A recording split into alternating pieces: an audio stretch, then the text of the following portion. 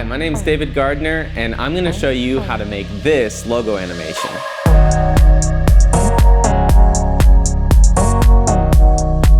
First, I just want to say thank you to Ducky 3D for giving me the opportunity to make this logo for him.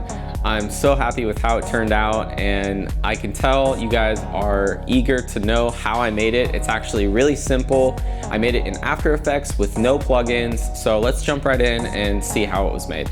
All right, so let's take a look at the After Effects file. So here you'll see it bounce in, fold out, and then resolve at the end. We're going to take a look at this a little bit, but then we're going to start from scratch. And like I said, everything was done without plugins, all straight out of After Effects. And you can see within this pre-composition are all of the layers. And I basically just cut up his logo using masks and then did that fold effect by enabling the 3D notch right here. And it all feels real smooth because it's in 24 frames per second. And it has this motion blur turned on, which I think looks great. And there's a couple uses of the camera within After Effects, which I think gives a nice touch. So let's start a new project. We'll go to File, New Project, save that. And what you're going to do is go to Composition, New Composition, and we'll title this Logo Animation. We'll do a width of 1920 by 1080, frame rate 23.976, and duration it's not going to be longer than 15 seconds.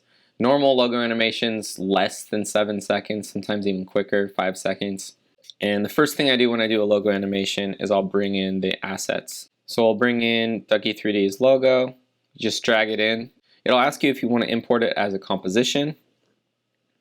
You want to import it as a composition, footage dimensions, layer size, the biggest as possible. Click OK. It'll tell you it's 1920 by 519, which is perfect for what we're doing. And just pull the Illustrator file right down into your composition, logo animation. It'll bring it in at the full width of your composition, and we're just going to scale that down to the desired final size, and then we're just going to start cutting this up. First thing that I do before I make any big changes is I'll duplicate the file, and so if you press Command D, it duplicates the layer. So now I'm going to hide the layer underneath it because that's going to be my final resolve with the full words. So what I'm going to do is I'm going to go to the rectangle tool up here, click that, and when you click and drag while the layer is selected, it's going to create a mask over that layer. And so I'm just masking the icon right here. Okay, and then I'm going to pull up my grid. So if I go down here to choose grid and guide options and go to title action safe, it gives me these little notches to know where the center is. So I'm going to pull that to the center.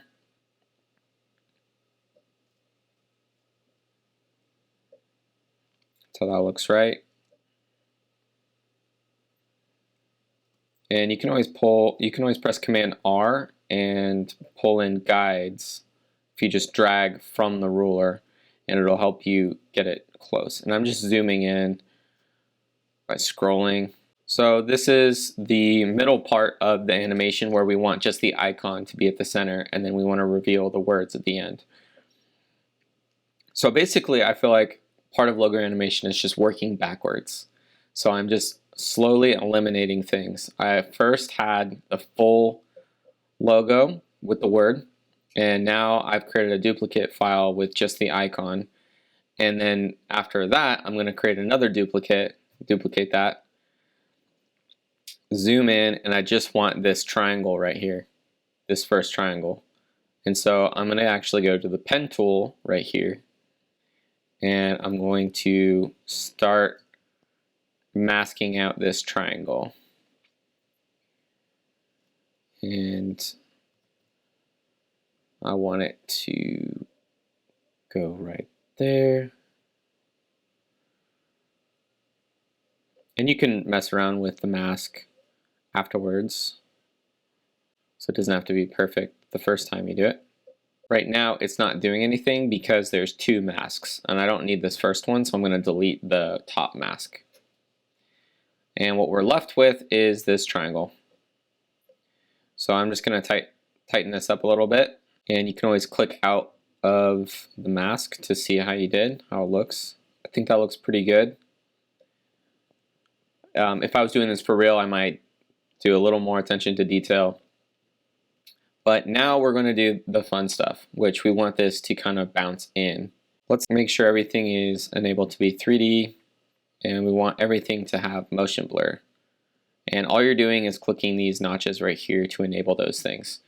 If you don't see them, you just click toggle switches and modes, and it'll go between your modes, track mat, and these options right here, which is for 3D, making your layer 3D and enabling motion blur. And you want to make sure this is enabled as well, which is just for preview to watch what you're doing. So again, we're working backwards. We want it to land in this exact spot so we can move forward. I don't know, like 13 frames. You can kind of mess around with it. I don't have like this set secret amount for how long it should be. Let's try 13 frames, and if it doesn't look good, then we'll move it around. And then you can press P for position and click this little stopwatch right here, and that creates a keyframe. Then go back to the beginning, and then you can create another keyframe. And I want this to kind of come at me, and so I'm going backwards on the Z-axis for position, and it's making it larger. In reality, it's just zooming out.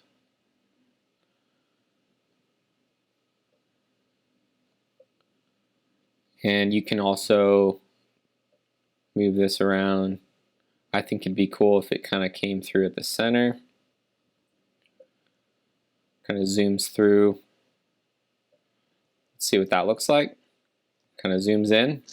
And in my logo animation, it kind of has this bounce effect. And so I'm going to show you guys how I did that. The bread and butter of After Effects, which makes everything just look smooth and nice, is creating an easy ease. So if you right click, if you select the keyframes and you right click the keyframe, go to Keyframe Assistant and click Easy Ease.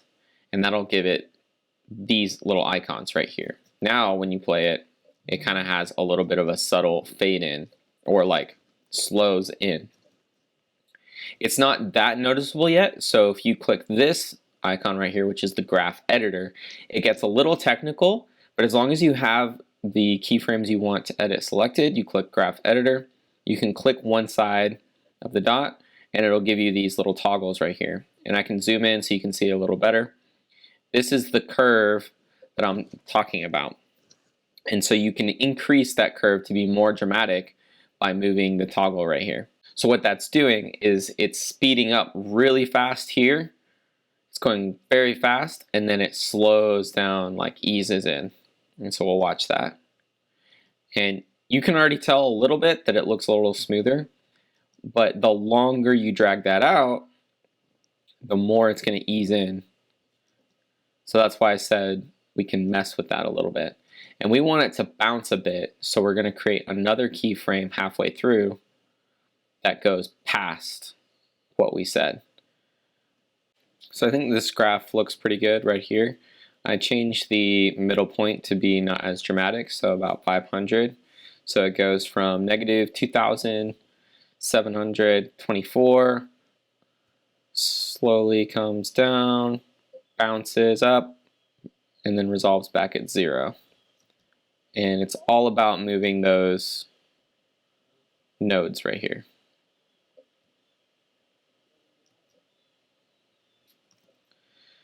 So now we're going to start folding out the other triangle pieces.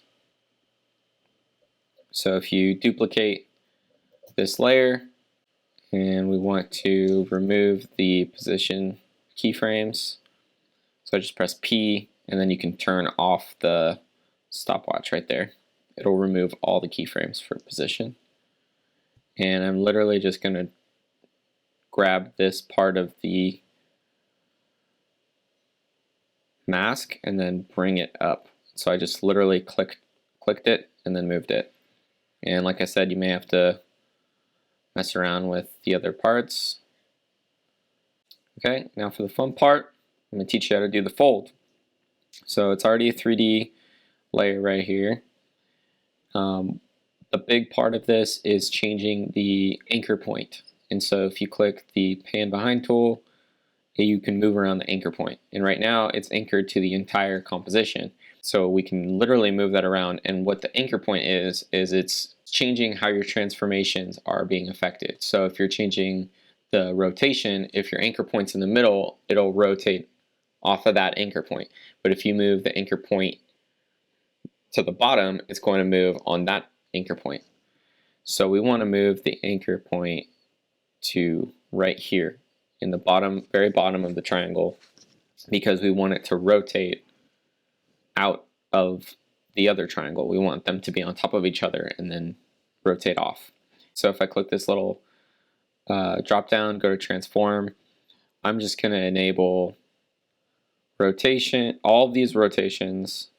So let's start with the x-axis. See, that's giving that effect that we want, but it's going not quite exactly how we want it. But we know we want it to be 180, so we'll do that. But then we also want to rotate it on the z-axis going like that. So if we go back, change those back to 0,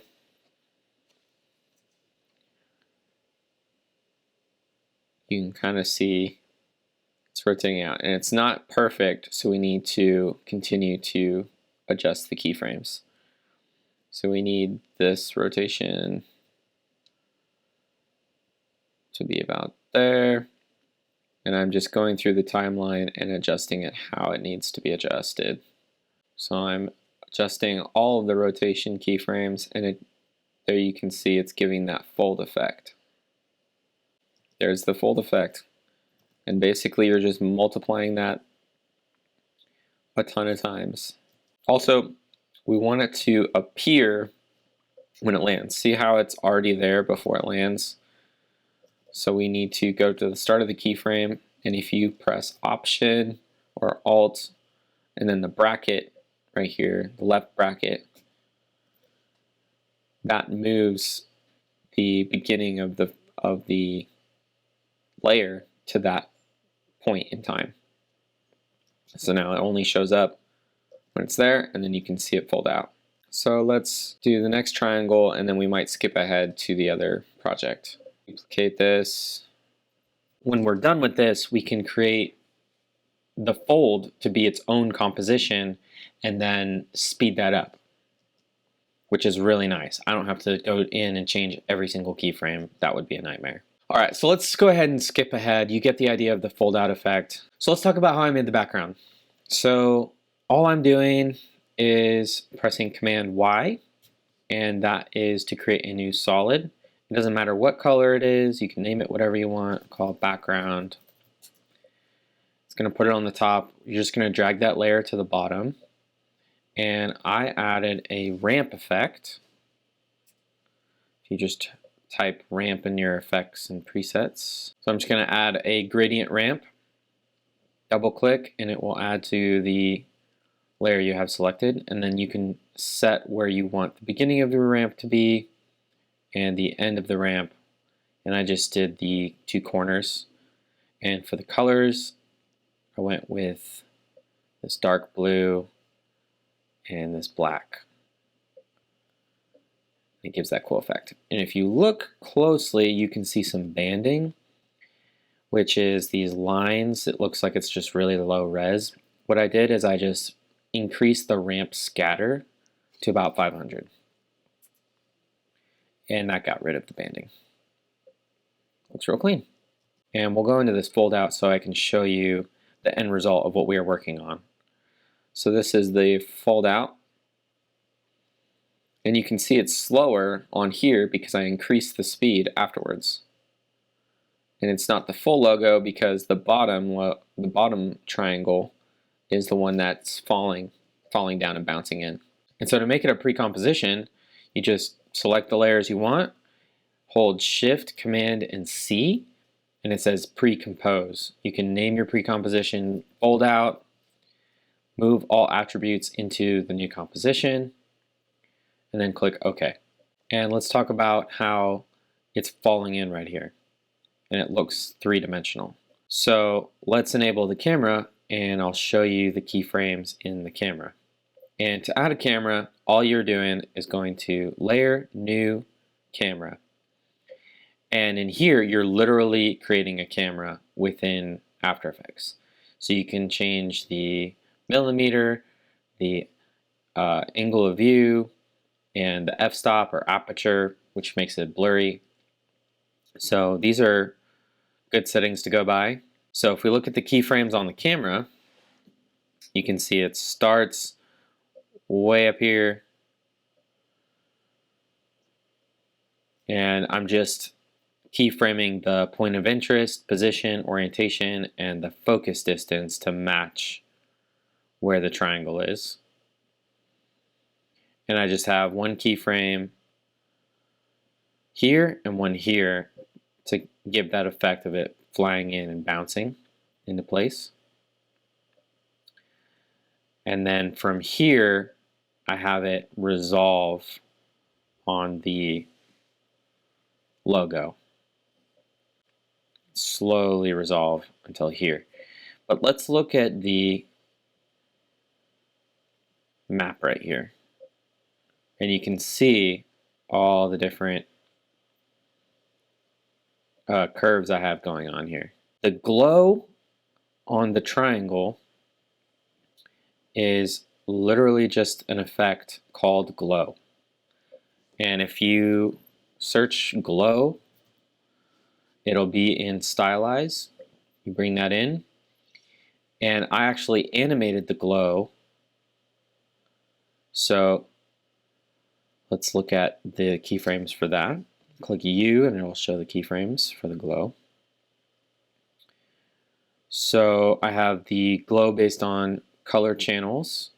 The glow threshold starts at 0 and then it goes all the way up to 100 or 98. And the glow threshold is really cool because it's basically cycling through the colors. And I can give you can see it happening there. See how it's going from that light blue to dark blue? That's because the gradient in the logo is changing based on the threshold. So basically to do that text reveal, you're just gonna create a, so first I separated Ducky 3D from the icon, and then I created a white solid above it. So what you do is press Command Y, create a white solid, and then you can change the height of it or whatever you want, and you're basically just covering the words with your solid. So you're going to go to Toggle Switches and Modes, and you're going to hit this button right here to create a track matte. And you want to do Alpha Matte, and it's basically using the layer above it to reveal what's below it. And you can mess around with the different options here with other things. These are really cool to create clipping masks or shape masks, but I use them a lot for revealing text because it's stationary.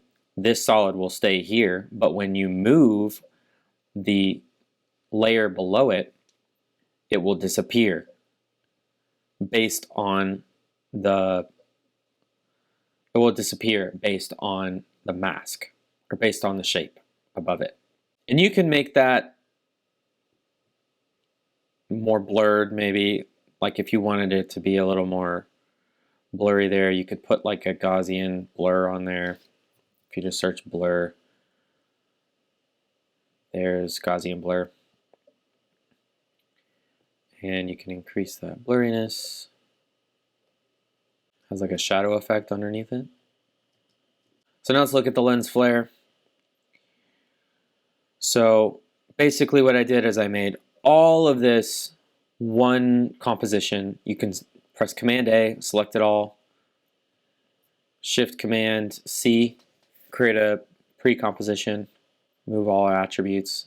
This is where the background is, and then this is where the lens flare is. So let's look at the lens flare. So if you look at this black solid, all I did was I pressed Command Y again. This time it is important to make it black because you're going to change the blending mode. You're going to make it black. Click OK. And then you add the lens flare effect. So if I took this off classic color dodge, you can see it should be black. So change that to classic color dodge. You can mess around with all of these different options. There's add. I just like this because I thought it brought out the vibrance of the colors. See how it's blue? Here's what it looks like as add. A little too much. That to me is a little too cheesy. It's really easy to be cheesy with lens flares, which is why I was hesitant to do it, but it just felt like it needed it, like with how sharp the edges are of the logo. I thought classic color dodge kind of made it a bit more subtle, and it made it more about the colors.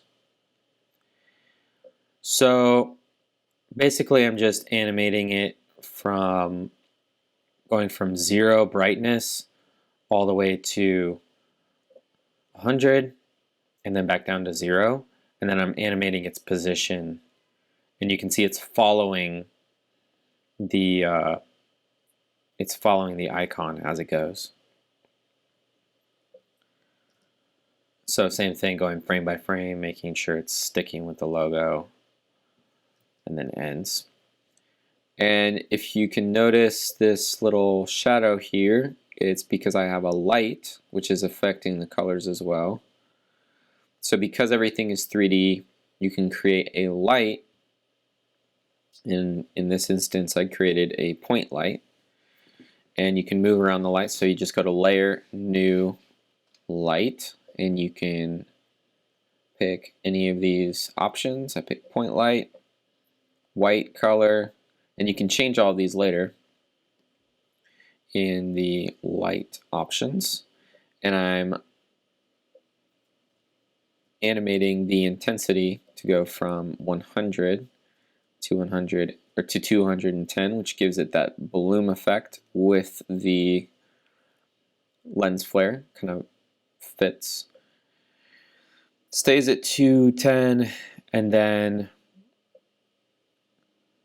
I animated the position of the light to move away so it slowly fades out. And right here it goes to black, but if I change the blending mode of the pre-composition to add,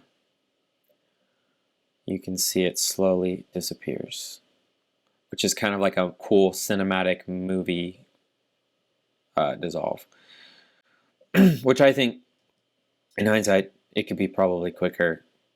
Start dissolving sooner and then dissolve quicker. So move that. So the total animation would be less than 7 seconds. That 7 seconds seems to be like the sweet spot for logo animations. Yeah.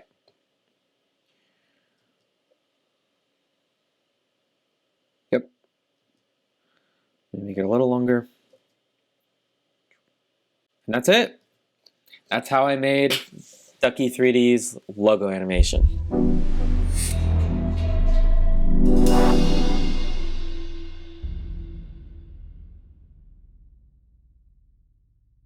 This is my first time doing anything like this, so I apologize if that was really hard to follow or if it wasn't that good. But I had a lot of fun doing it, and so if you like videos like this, want me to keep doing stuff like this, let me know. I have a couple ideas on things that could be cool. But thank you so much for watching, and feel free to comment below, like, whatever. You can follow me on Instagram at @DavidGardner_, and follow other logo animations, other After Effects things I'm doing. I love After Effects, and if you do, then let's talk, let's chat. Hope to hear from you guys soon, and I'll talk to you guys later.